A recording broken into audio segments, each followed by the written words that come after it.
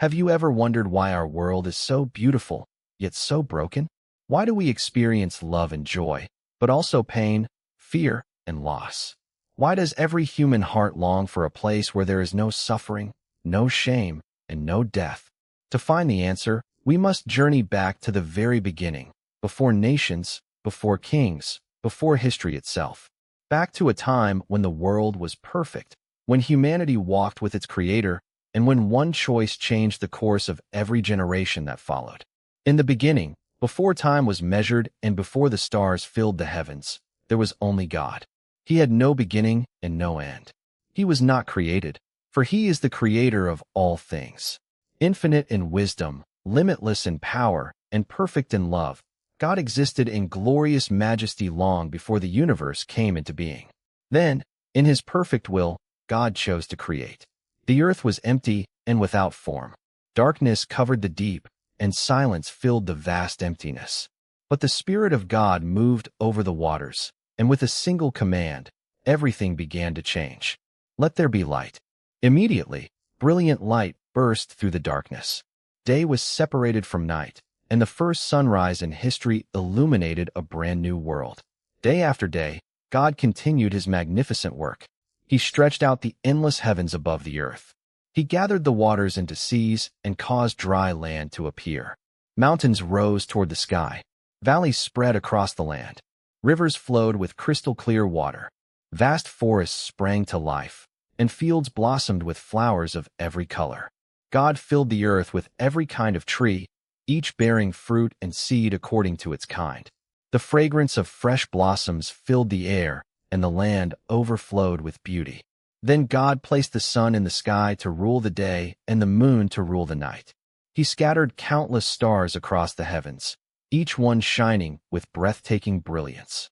Next, He filled the seas with magnificent creatures.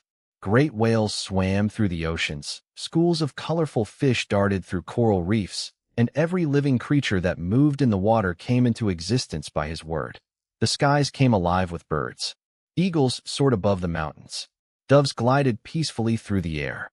Tiny sparrows sang joyful songs from the branches of newly formed trees.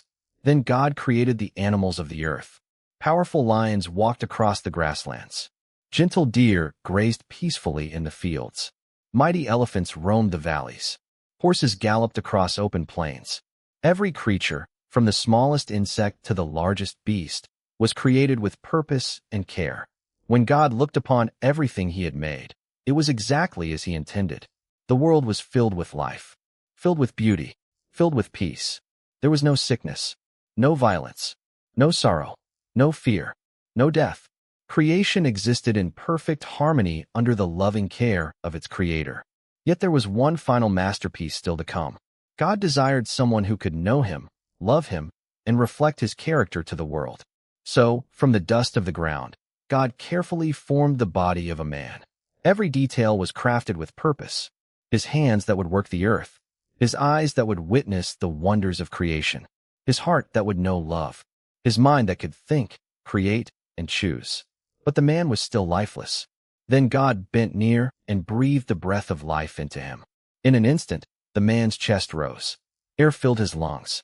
His eyes slowly opened, taking in the beauty surrounding him for the very first time. The first human had come to life. His name was Adam.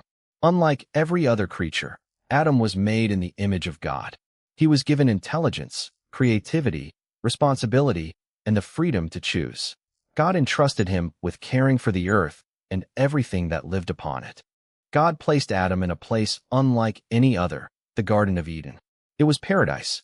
Crystal-clear rivers flowed gently through lush green valleys.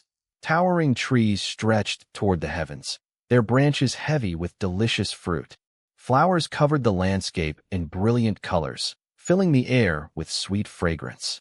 Waterfalls sparkled beneath the sunlight, and birds filled the skies with beautiful songs.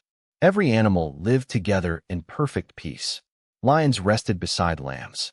Wolves wandered harmlessly among deer. Butterflies floated through the warm breeze, while bees moved gently from flower to flower. There was no fear because nothing had ever known danger. Every morning, Adam awoke surrounded by breathtaking beauty. Every evening, He rested beneath skies filled with countless stars, knowing that the creator of the universe cared personally for him. God gave Adam meaningful work. He was to tend the garden and care for all that God had made. It was not a burden but a joy, for work itself was part of God's perfect design.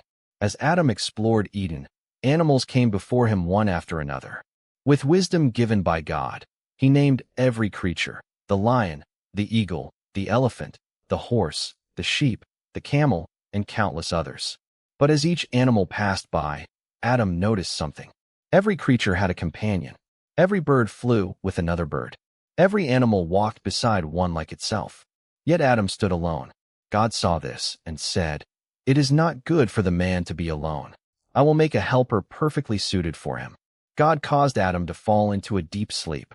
As he slept peacefully beneath the trees of Eden, God took one of Adam's ribs and formed the first woman. She was not created from the dust, as Adam had been. She was created from his side, a beautiful reminder that they were designed to walk together in love, unity, and partnership. When Adam awoke and saw her, his face filled with joy. At last, he was no longer alone. "This is now bone of my bones and flesh of my flesh," he declared with gratitude. She would later be called Eve, because she would become the mother of all living. Together, Adam and Eve enjoyed a life more wonderful than anything we can fully imagine. They lived without fear, without guilt, without shame. Most wonderful of all, they walked in close fellowship with God himself. Their Creator was not distant. He was present with them, and they delighted in his company. Everything they needed had already been provided.